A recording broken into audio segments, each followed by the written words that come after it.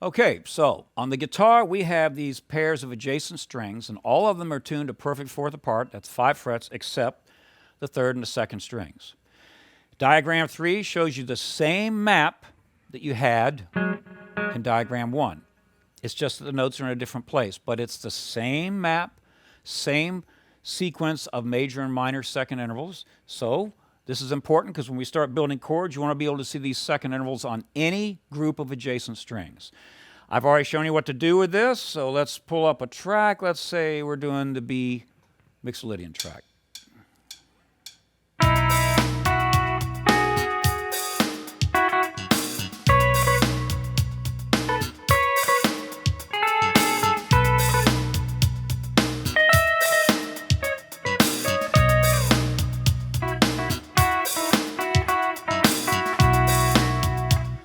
If I'm by myself, I do this. And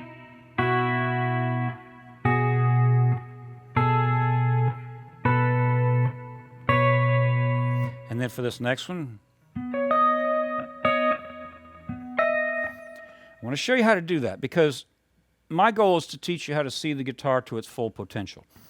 If I want to have a B and a bass and place myself in B Mixolydian, mode 5 of the key of E, I see my intervals on the first 2 strings, but then I need to hold a B bass so that I can hear it because I don't have my jam track and I'm not at a piano where I can just plunk down one note with my left hand and go ahead and play these.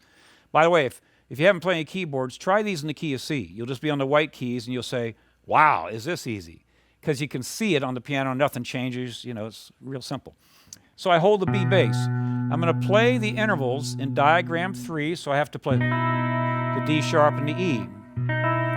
Okay, what sound am I creating? Well, how are you going to figure that out?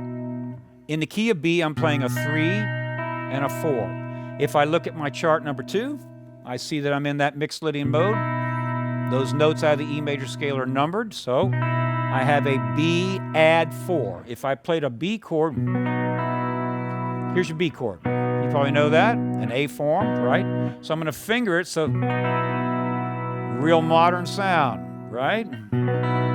It's not a sus4, it's an add 4 because you still have the third in there. But I'm just going to play these double stops on the first 2 strings with a bass note. Then I've got to hold the B note. So I move up. I'm now playing the E and the F sharp. So what am I playing? Now I'm playing a B sus4 because I've got a 4 and a 5. Then I've got to play. Now I could do that. You see how I just moved the E and the F sharp up to the F sharp and the G sharp? I can stretch out like that, but I also have another option. I can take that B bass note, move it over to the 6th string and up 5 frets and get the same note. What am I playing? Sounds like a B6 without a third, but I'm in Mixolydian mode, so I know it's a major third. So I have the 1 and the bass, 5 and a 6. And then I keep that same B bass note. What have I got? A 6 and a flat 7. So it's like letting that 6 and that flat 7 ring together. It's a great sound. And then I keep the B bass note. Oh, I see that? Oh, what? Right out of my B7. Now, all the way through this course and all the way through your studies, it's absolutely critical that you take the things that you already know. All of these reference points, be it a chord, be it a riff, be it anything. And when you're building new information, you try to link it to something you already know. So visually, I know that chord. I've known that for decades, right?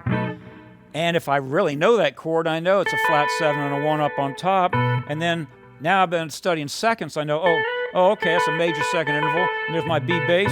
And I'm in the Mixolydian mode because I'm in the key of E, blah, blah, blah. I know everything I need to know about that. And I have a way of accessing that. And that might be a great way to get started. Because I may not see this because I never played a B add 4. It doesn't make sense to me because I never played it. Let's face it, most of your references are things you've already played. Muscle memory, tonal memory, brain memory, right? But if we play this, you say, okay, let me take what I already can play and use it as a stepping stone to get started. Okay? So that's a real important concept. All the way through, I don't know what you see and what you don't, but I will be referencing things and say, well, it would be linked to this, it would be linked to this. And many times, I've got multiple links, multiple connections where I would see it not just in reference to that, I might see it in reference to another chord form, a lot of things. So when I learn something, I make sure it'll link to a lot of other structures, and it's just not only gives me more security in playing, but it allows me to go different places. How many times have you learned something, and then you learn off YouTube or off a lesson or somebody shows you something else, you're like, oh, I never thought about it that way. Well, why didn't you? Maybe all you need to do is just do a little expedition, do a little searching and say, well, what if I were to think about this from a different vantage point? So anyway, and then I move up. Now I need to play, what do I have here? 1 to 2. And now my next structure, okay, that's getting pretty radical. I'm probably going to have intonation problem. Plus I'm going to be bent way over. It can be played there, but I'm not going to hold that B down that octave. I'm going to go over here. So I have a B add 9 because I got the 2 and the 3. That idea of holding the bass notes down while you play these seconds is a wonderful way for you, as I said earlier, to start viewing the guitar like a piano, like classical guitar, where you're holding the bass line, then you're moving these voices on top. And don't forget the big picture. The big picture is that you have 7 different bass notes that you could use if you're in the key of E, if you're basing this out of a major scale. But the really big picture, I'm not going to talk about this other than to say this.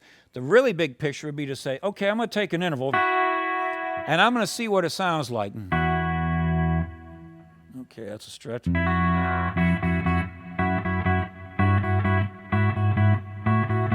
Okay, well, how many possible bass notes do I have? How many inches in a foot? 12. I've got 12 possible bass notes for any structure I play. Any note, any cluster, anything I play. The ultimate is I have 12 possible applications of it. Will they all be what I'm looking for sonically? No, maybe not. Some of them are throwaways. Some of them you'll never use unless you want to play really out. And one of these days I'm going to do probably a year's course or a couple-year course on playing out. That's how big it is. Because when you talk about playing outside the key, do you see how the options just multiply exponentially? It's ridiculous. But anyway, I'm going on and on about this. So I suggest you take these, learn these seconds, and remember, you're going to be playing the same things. Right there, I'm playing a D sharp and E, right? Oh, okay, that same thing was right there. Boy, it sounds different. Different tone. You're on different diameter strings. You're in a different spot of the neck. So those are critical issues helping you decide where you might play a particular interval on the guitar.